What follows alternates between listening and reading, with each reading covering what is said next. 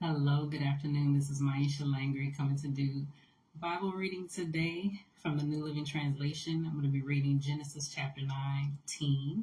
The last couple of times I read two chapters. I get to the end and I'm like, feel that push to go ahead and do the next chapter. So we shall see. But I'm really enjoying doing this and just sharing the word with those that pop in and listen. And hopefully it just encourages you to go back and read some things if it stood out, if you listened all the way through. And it's also discipline for me, myself, to read it and not just constantly stop in between and have to comment on everything because there'd be some good stuff. But it also teaches me that human nature has not changed from the beginning of time, unfortunately and fortunately. But nevertheless, Genesis chapter 19. That evening, the two angels came to the entrance of the city of Sodom. Lot was sitting there, and when he saw them, he stood up to meet them. Then he welcomed them and bowed with his face to the ground. "My lords," he said, "come to my home to wash your feet and be my guests for the night. You may then get up early in the morning and be on your way again." "Oh, no," they replied. "We'll just spend the night out here in the city square." But Lot insisted. So at last they went home with him. Lot prepared a feast for them, complete with fresh bread made without yeast, and they ate. But before they retired for the night, all the men of Sodom, young and old, came from all over the city and surrounded the house. They shouted to Lot, "Where are the men who came to spend the night with you? Bring them out to us so we can have sex with them." So Lot stepped outside to talk to them, shutting the door behind him.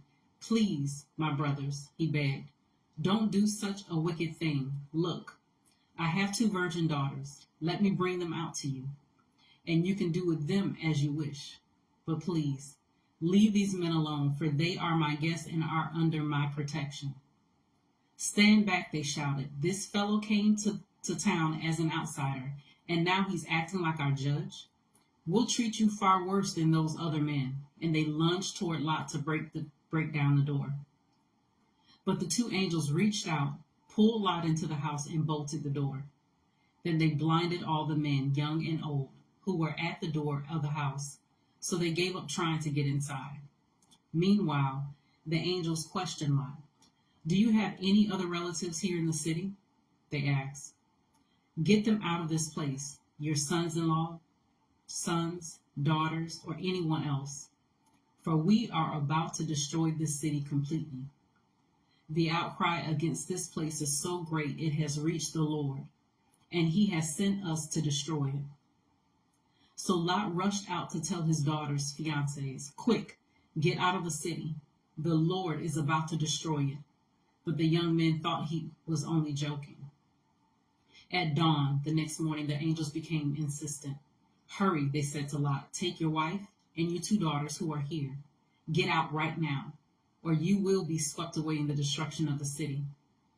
When Lot still hesitated, the angels seized his hand and the hands of his wife and two daughters and rushed them to safety outside the city, for the Lord was merciful. When they were safely out of the city, one of the angels ordered, "Run for your lives, and don't look back or stop anywhere in the valley. Escape to the mountains, or you will be swept away."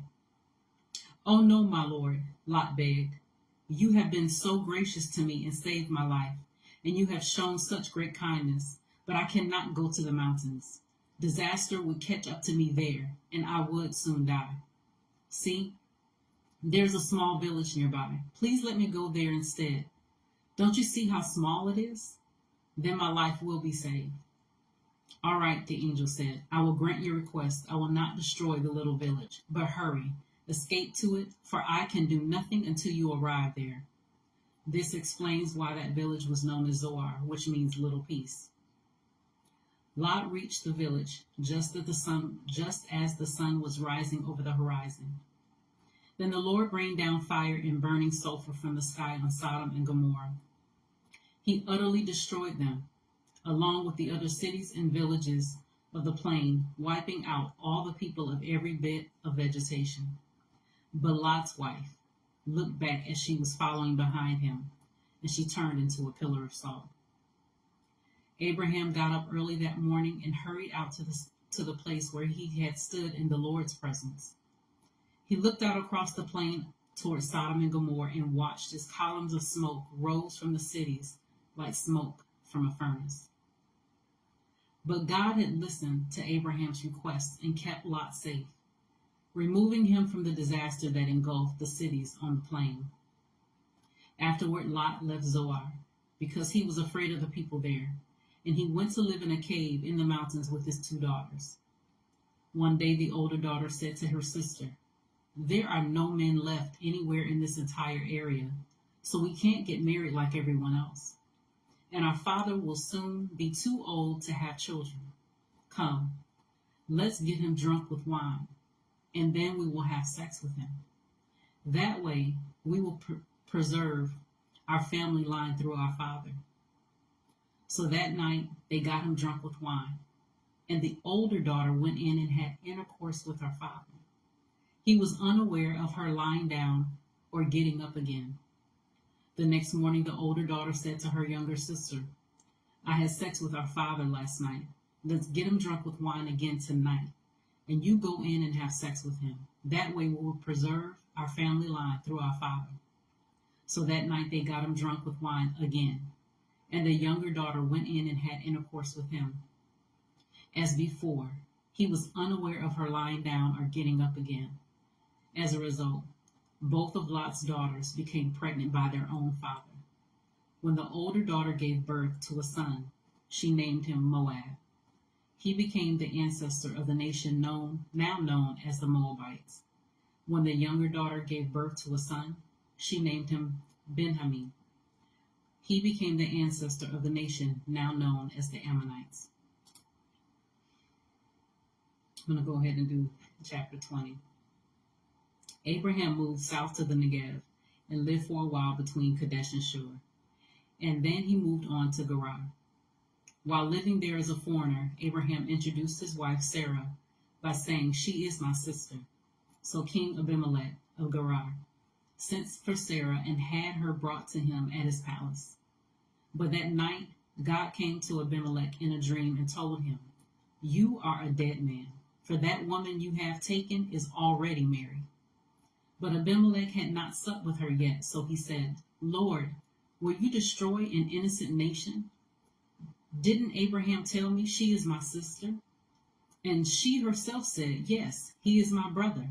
I acted in complete innocence. My hands are clean." In the dream, God responded, "Yes, I know you are innocent. That's why I kept you from sinning against me and why I did not let you touch her. Now return the woman to her husband, and he will pray for you, for he is a prophet. Then you will live. But if you don't return her to him, you can be sure that you and all your people will die." Abimelech got up early the next morning and quickly called all his servants together. When he told them what had happened, his men were terrified. Then Abimelech called for Abraham. "What have you done to us?" he demanded.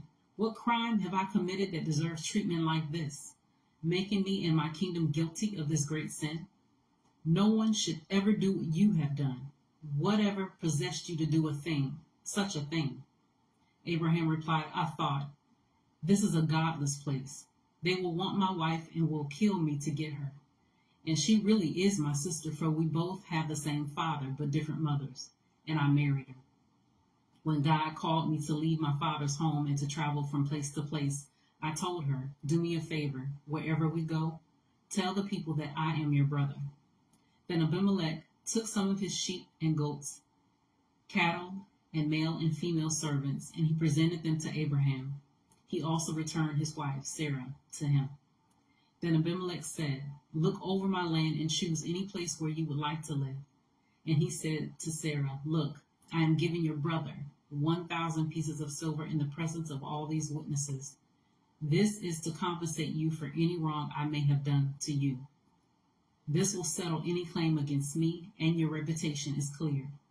Then Abraham prayed to God, and God healed Abimelech, his wife, and his female servants so they could have children. For the Lord had caused all the women to be infertile because of what happened with Abraham's wife, Sarah. That was Genesis chapter 19. And I just got finished reading Genesis chapter 20 in the New Living Translation. Continue to stay connected to the Word. Continue to search and build your relationship with the Lord. And I tell you, this is good for me as well, reading these chapters again. And it just keeps you in line with knowing that nothing is new under the sun, especially when it comes to human heart condition and mind conditions. So I'll see you guys prayerfully tomorrow for follow-up with Genesis 21 and possibly 22 as well. Hey, Gregory. Good to see you.